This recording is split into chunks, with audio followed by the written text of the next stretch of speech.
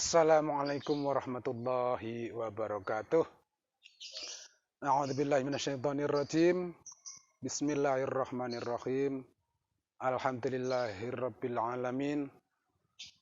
Assalatu wassalamu ala sayyidina wa lana Muhammadin wa ala alihi wa ashabi ajma'in. Para pemirsa YouTube yang dirahmati oleh Allah Subhanahu wa taala, selamat berjumpa kembali dengan saya dari RMI MWCNU Kandangan. Kali ini akan saya sampaikan hal-hal atau kiat-kiat yang bagaimana agar kita mendapatkan keutamaan Lailatul Qadar. Sebelumnya kita harus tahu apa itu Lailatul Qadar. Sebenarnya Lailatul Qadar ini adalah suatu malam yang sangat agung, sangat berkah, sangat besar faedahnya, sangat besar barokahnya, namun dirahasiakan oleh Allah Subhanahu wa taala. Kita tahu Lailatul Qadar sering kita cari, kita hadang pada bulan Ramadan. Lailatul Qadar ini adalah suatu peristiwa turunnya Al-Quran. Turun secara keseluruhan dari Lauh Mahfud menuju ke Baitul Izzah, yaitu suatu tempat di langit dunia. Dari Baitul Izzah inilah Al-Quran kemudian diturunkan secara berangsur-angsur kepada Rasulullah Muhammad SAW. Lalu apa keistimewaannya? Sehingga kita berlomba-lomba mencari Lailatul Qadar. Sebelumnya, mari kita simak dulu firman Allah yang tertulis dalam Al-Quran, surat Ad-Dukhan, ayat 1-3. A'udzubillahi minasyaitonirrajim. Bismillahirrahmanirrahim. Hamim. Wal kitabil mubin. Inna anzalnahu fi lailatin mubarakatin. Inna kunna munzirin. Hamim. Demi kitab yang nyata. Sesungguhnya kami menurunkan Alkitab pada malam yang penuh berkah. Sesungguhnya kami memberi peringatan. Ayat Al-Quran inilah yang jadi sandaran pokok mengapa kita mengharap Lailatul Qadar. Al-Quran yang jumlahnya 30 juz, 114 surat, 6.000 sekian ayat. Ini diturunkan satu persatu atau secara berangsur-angsur kepada junjungan kita Nabi Muhammad SAW. Sehingga malam Lailatul Qadar ini merupakan malam yang penuh barokah. Kita dianjurkan untuk mendapatkan malam yang penuh berkah itu. Kapan turunnya Al-Quran? Kapan Lailatul Qadar itu akan kita dapatkan? Menurut Imam Syafi'i, Lailatul Qadar itu turunnya pada malam-malam ganjil 10 hari ketiga bulan Ramadan.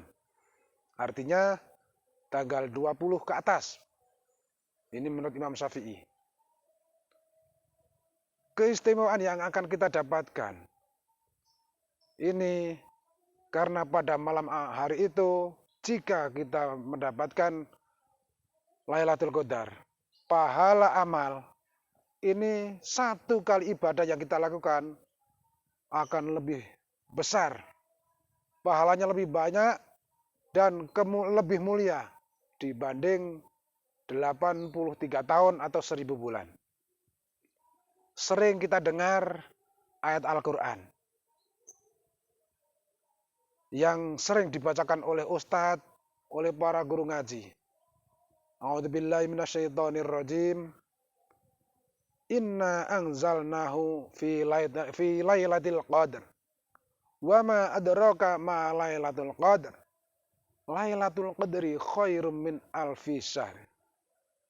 Tanazzalul malaikatu warruhu fiha biidzni rabbihim min kulli amrin salam. Salamun hiya hatta madla'il fajr. Lailatul Qadar ini lebih utama, lebih bagus daripada 1000 bulan. Nah, satu kali ibadah yang kita lakukan, pahalanya lebih baik, lebih bagus, lebih banyak daripada 1000 bulan. Sehingga umat Islam berlomba-lomba mencari kapan Lailatul Qadar datang. Dalam kitab Nashaihul Ibad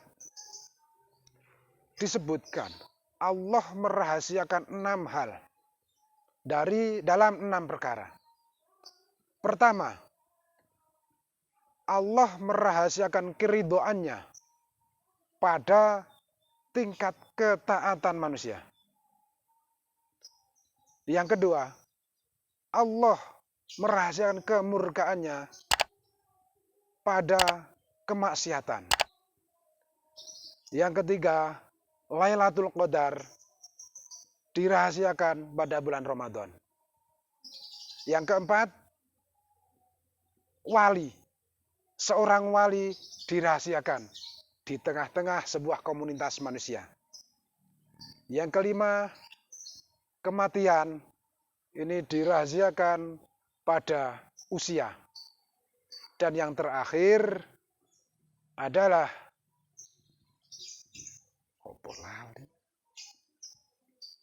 sholat fardu. Ini dirahasiakan pada sholat 5 waktu. Allah tentu mempunyai maksud. Mengapa 6 hal ini dirahasiakan dalam 6 hal juga? Allah merahasiakan keridhoannya pada ketaatan manusia. Ini dengan maksud agar manusia bersungguh-sungguh di dalam menjalankan ibadah, di dalam menjalankan ketaatan, di dalam menghambakan diri kepada Allah. Sehingga dengan kesungguhannya dalam beribadah, Allah akan mencurahkan keridhaannya. Yang kedua, Allah merahasiakan kemurkaannya pada kemaksiatan. Itu maksudnya agar manusia mau menjauhi segala bentuk kemaksiatan untuk meredam kemurkaan Allah. Kemudian Allah merahasiakan Lailatul Qadar pada bulan Ramadan.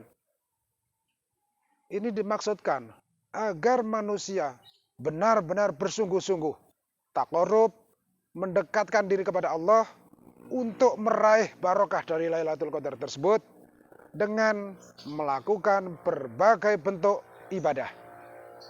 Bisa tadarus Al-Quran, memperbanyak zikir, i'tikaf, berbuat baik pada sesama, sedekah, dan bentuk-bentuk ibadah yang lain. Selanjutnya, Allah merahasiakan seorang wali di tengah-tengah komunitas manusia. Mungkin para pemirsa sering mendengar bahwa Mbah Kiai atau siapa tokoh agama disebut-sebut sebagai wali. Tujuannya apa? Agar kita mempunyai sikap rendah diri, mempunyai sikap rendah hati, tawadhu, mau menghormati sesama. Siapa tahu, jangan-jangan yang kita temui di suatu tempat itu adalah wali Allah. Karena bertemu dengan wali Allah, ini pahalanya sama dengan bertemu dengan Nabi. Jadi Allah merahasiakan seorang wali bermaksud agar manusia selalu bersikap tawadhu. Yang selanjutnya, Allah merahasiakan kematian pada usia karena manusia cenderung terlalu mencintai dunia, lupa kematian, sehingga Allah merahasiakannya dengan maksud agar manusia bersiap-siap untuk beramal sebanyak mungkin sebagai bekal menghadap kepada Allah. Yang terakhir, Allah merahasiakan sholat yang paling utama pada sholat 5 waktu. Dan dengan maksud agar manusia benar-benar menjalankan dan mendirikan sholat 5 waktu sesuai dengan aturan-aturan, koridor-koridor yang telah ditetapkan. Lalu bagaimana kita mendapatkan Lailatul Qadar? Jadi, dengan apa yang telah saya sampaikan, mari kita berbanyak amal ibadah di 10 hari terakhir dari bulan Ramadan ini.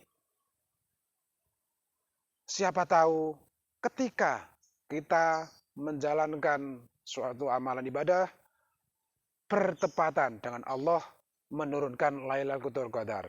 Yang mana keutamaan Lailatul Qadar ini lebih baik, lebih bagus, dan lebih utama dibanding beribadah 1000 bulan atau 83 tahun.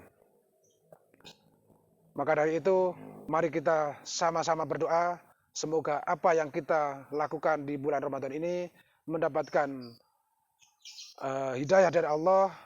Apa yang kita lakukan di bulan Ramadan diterima oleh Allah SWT. Dan semoga kita mendapatkan Lailatul Qadar ketika kita melakukan amal ibadah yang mana pahalanya begitu besar, penuh barokah, sehingga tingkat keimanan kita semakin bertambah, intensitas ibadah kita juga semakin bertambah. Demikian yang dapat saya sampaikan, kurang lebihnya mohon maaf. Wallahul muwafiq ila aqwamit thoriq. Assalamualaikum warahmatullahi wabarakatuh.